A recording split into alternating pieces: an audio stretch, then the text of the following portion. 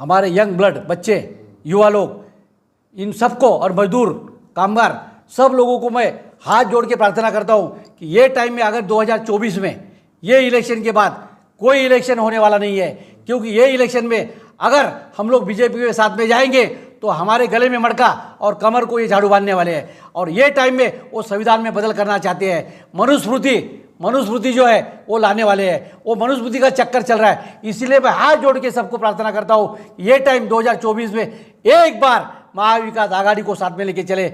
मैं सुरेश पाटिल खेड़े, महाराष्ट्र प्रदेश कांग्रेस कमेटी उपाध्यक्ष ओबीसी का मैं काम करता हूँ और मैं 43 ईयर्स से महाराष्ट्र में कांग्रेस का काम करते जा रहा हूँ और एक निष्ठावंत कार्यकर्ता करके मैं आज आपके सामने आया हूँ। महाराष्ट्र के अंदर आज जो चल रहा है, जो राजनीति चल रही है, जैसी कि पार्टियाँ तोड़ना, पार्टियाँ बनाना और पार्टी का सपोर्ट लेके ग्रास रूट के जो हमारे काश्तकार है, फार्मर है, युवा है, महिलाएं है, उनको बहकावे में लाना और चुनाव जीतना। क्यों कि अभी जब हमारे 5 बोले तो पूर्व विदर्भ के इलेक्शन हुए, उसी में मोदी जी 3 टाइम आना पड़ा। मोदी जी को कैंपेन करने के लिए 3 टाइम आना पड़ा। और वैसा नहीं है तो गृह मंत्री अमित शाह जी को भी 3 टाइम आना पड़ा, क्योंकि इनकी हालत महाराष्ट्र में बहुत ही खस्ते खराब है। महाराष्ट्र विकास आघाड़ी चुन के आ सकती है, क्योंकि लोगों के दिमाग में आया है कि 2019 से लेके आज तक और 2014 से के 19 तक जो महाराष्ट्र में हुआ है, जो हम लोगों ने विश्वास रखा था, जो हमारा ओबीसी समाज है, जो 87% महाराष्ट्र में काम करता है, वो ओबीसी समाज पूरा भाजपा के साथ में जुड़ा था। क्यों? वो पाखंड में जुड़ा है। इसीलिए जो पाखंड से जुड़ा है वो हम लोग बीजेपी के बोलते पूरे वो सब सपोर्टर हैं। लेकिन इस महाराष्ट्र के अंदर ये टाइम में 19 से लेकर 24 तक पता चला है, हमारे सब जो महाराष्ट्र के तरुण हैं, हम 70% तरुण महाराष्ट्र के लोग हैं, बच्चे हैं, उनके दिमाग में आया है ये जो खेल चल रहा है महाराष्ट्र के अंदर, ये अभी वो होने वाले नहीं है, होने नहीं देने वाले। तो महाराष्ट्र को तो डॉक्टर अम्बेडकर की जन्मभूमि, कर्मभूमि कहा जाता है और ऐसा भी कहा जाता है कि बाबा साहब ने जो 22 प्रतिज्ञाएं दी हैं, महाराष्ट्र के लोग सबसे ज़्यादा उसको मानते हैं, और आप कह रहे हैं कि वो सब पाखंड में फंसे हुए हैं। नहीं, देखो ये SC ST OBC विजेंटी और माइनॉरिटी ये जो है ना, ये बीजेपी ने क्या किया, उनको अलग अलग किया है, सबको आपस में लड़ा के सबको नेता को अलग अलग बना दिया है। लेकिन इस टाइम महाराष्ट्र के अंदर महाविकास आघाड़ी में जो जुड़े हैं, जो 7-8 पार्टियां जुड़ी है, वो पक्के और बोलते क्या बोलते हैं उसको, ताकत से इस महाराष्ट्र के अंदर बीजेपी के सामने जा रही है। और युति सरकार का जो है महाराष्ट्र में कोई मैं आपको बताता हूँ ना, अभी जो इलेक्शन में 48 सीट है, लेकिन 48 में से 37 सीट ये महाविकास आघाड़ी की चुन के आने वाली है। क्योंकि लोगों के दिमाग में आया है कि ये जो भाजपा है, ये RSS है, ये लोगों को कहाँ लेके जा रही है। ऐसा आपका मानना है? बीजेपी के मंत्री कह रहे हैं 400 पार अब की बार। देखो, इनको तो संविधान बदलना है, इनका आंकड़ा तो पहले से तय हो चुका है। इनको कहना क्या है, इनके पास कहने के लिए कुछ भी नहीं है, ये खाली दिखाना है इनको।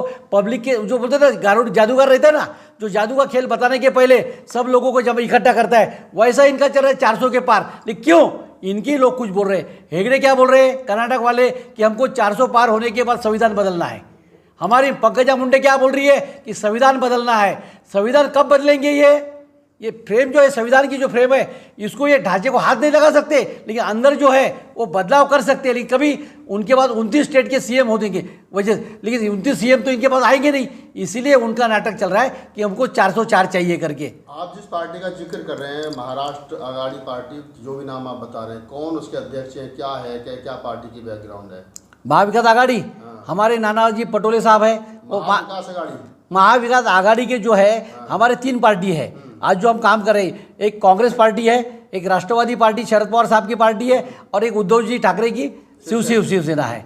अब तीनों मिलके हम पार्टी लड़ रहे हैं। लेकिन उनके साथ में जो 7-8 पार्टियां हैं, समाजवादी पार्टी है, जो मुलायम सिंह यादव जी की है, जो बिहार के हमारे लालू प्रसाद जी की पार्टी है, वो भी हमारे साथ में जुड़ी है, और उसके साथ में शेतकरी कामगार पक्ष है, वो भी जुड़ा है। बोलते जो छोटे छोटे प्रादेशिक पार्टियां हैं, सब हम एक साथ में जुड़े हैं और एक साथ में चुनाव लड़ रहे हैं।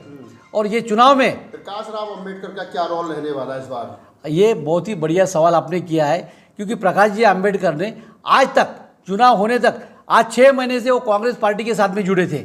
जिस दिन राहुल जी का प्रचार सभा बोल तो राहुल जी का जो सभा समाप्त हुआ, जो यात्रा थी, जब यात्रा से लेके जब दादर में प्रोग्राम हुआ तो उस टाइम उनको बुलाया गया था, उनको निमंत्रण दिया था खड़गे साहब ने, और खड़गे साहब ने निमंत्रण देने के बाद उनको 5 मिनट का टाइम दिया था बोलने के लिए।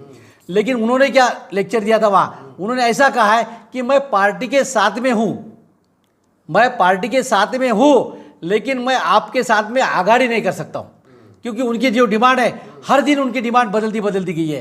पहले उन्होंने 17 सीट मांगे थे, बाद में 7 सीट के ऊपर आ गए, बाद में 4 के ऊपर आ गए, और उन्होंने आज महाराष्ट्र में 17 सीट बीजेपी के इसमें जाके हमारे कांग्रेस महाविकास आघाड़ी के खिलाफ खड़े किए हैं। तो कहीं ना कहीं प्रकाश राव अम्बेडकर आपको डेंट मारेंगे? मैं 100% बोलता हूँ कि वो हमारे साथ में नहीं है, वो आरएसएस के साथ में है, वो बीजेपी के साथ में जुड़े हर टाइम। 2014 में उन्होंने वही किया है, संविधान की बात करते हैं, मनुस्मृति की बात करते हैं, लेकिन जाते कहाँ हैं? बीजेपी के साथ में। बाबा साहब के ब्लड है प्रकाश राव अम्बेडकर, आप भाई आरोप लगा रहे हो तो आरएसएस और मैं आरोप नहीं लगाता हूँ, वो तो नेता है, वो बाबा साहब के नातू है, हमारा उनके ऊपर पूरा विश्वास है, लेकिन वो विश्वासघात हो रहा है। महाराष्ट्र के अंदर राजनीति बहुत अलग तरीके से चल रही है, क्योंकि उनको बीजेपी को कुछ भी चाहिए, कुछ भी होने दो, हिंदू मुस्लिम हो गया, पाकिस्तान। महाराष्ट्र में प्रकाश राव अम्बेडकर मायावती के रास्ते पर चल रहे हैं, जैसे मायावती उत्तर प्रदेश में अकेले चुनाव लड़के बीजेपी को फायदा पहुंचा रही हैं, ठीक उसी प्रकार प्रकाश राव अम्बेडकर भी अकेले चुनाव लड़के बीजेपी को फायदा पहुंचा रहे हैं।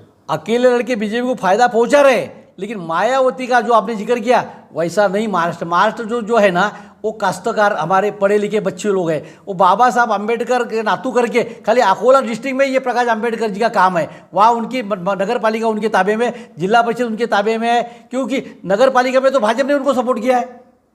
आप समझे क्या मजबूरी रही होगी प्रकाश राव अम्बेडकर की कि वो आपके साथ नहीं, अकेले चुनाव लड़ रहे हैं? एक बात सच्चाई जो है, प्रकाश अम्बेडकर की जो मिसेस है वो अंजनी ताई, वो पुणे से है, वो आरएसएस के माइंड के लोग हैं, ब्राह्मणवादी लोग हैं, समझे क्या। और प्रकाश अम्बेडकर साहब जो है वो बाबा साहब के नातू है, तो वो जो चाल चलते हैं, जो बोलते हैं वो करते नहीं है। जैसा कि आज उन्होंने हमको बोला, पार्टी को बोला था कि लास्ट तक मैं आपके साथ में लड़ूंगा, लेकिन लास्ट टाइम में जब उनका भी सीट अभी धोखे में है अकोले का, क्योंकि वहाँ अकोले में जो सीट लड़ रहे हैं ना, वहाँ 20 साल से भाजपा की सीट आ रही है। जब वो कांग्रेस के साथ में जुड़े थे तो चारों सीट महाराष्ट्र में आई थी। 98 में चारों जीते थे, प्रकाश राव अम्बेडकर, रामदास अठावले, गवई साहब और जोगेंद्र कवाड़ी, चारों जीत करके आए थे। लेकिन आज वो चारों भी किसके साथ में है?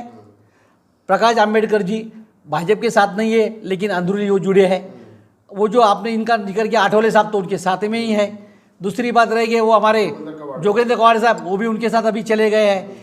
चालू गाड़ी में बैठ के प्रवास इनको करना है, इनको बाबा साहब से कोई लेन देन नहीं है, वो संविधान से भी कुछ लेन देन नहीं। नाम संविधान के लेते हैं, लेकिन काम बीजेपी का करते हैं। ले लेते हैं आपसे कि महाराष्ट्र में 48 सीट खासदार की दी है, तो 48 खासदारों में से आपके जो गठबंधन है, आपका जो अलायंस है, जिसमें शिवसेना है, कांग्रेस है, राष्ट्रीय कांग्रेस है, शरद पवार का ग्रुप है, कितनी सीट आप लोग मजबूती से लड़ पाएंगे या कितनी जीत पा रहे हैं? आज तो 48 सीट जो है, 48 सीट पूरी हम मजबूती से लड़ रहे हैं, लेकिन हमें मालूम है अभी जो पूर्व विदर्भ में इलेक्शन हुआ है नागपुर में, चंद्रपुर, गढ़चिरौली वगैरह भंडारा, तो वहाँ जो है 6 सीट थी, तो 6 में से 1 सीट गडकरी की है, जो साहब की है, वो आगे पीछे हो सकती है, लेकिन 5 सीट कांग्रेस की महाविकास आघाड़ी की आ सकती है।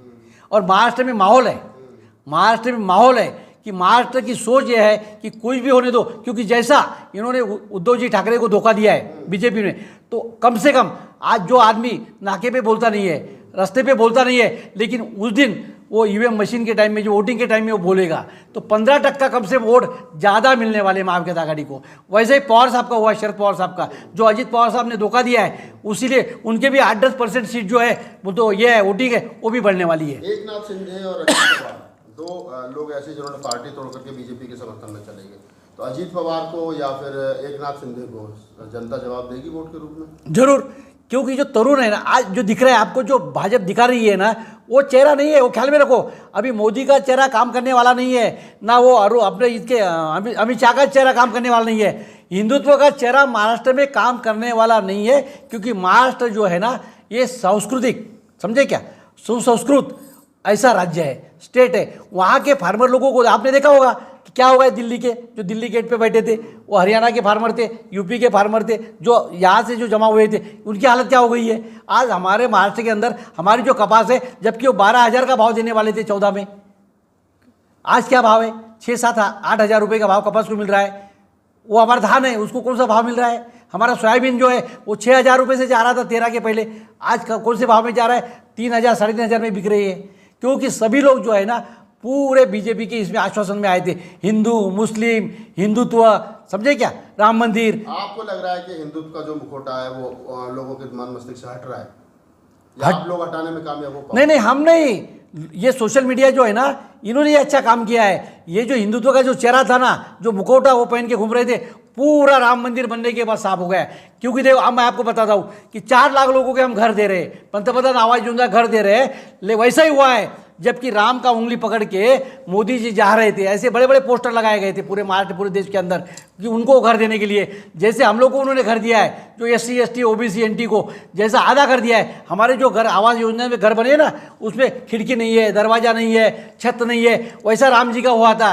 जब वो राम मंदिर जो खुला ना, तो उसके ऊपर छत नहीं था, तो उन्होंने भी जो राम जी को बोलते ना, तुलसीदास ने लिखा है, रोज राम से छूटा हो डूब गया। अब ये बीजेपी डूबने वाली है।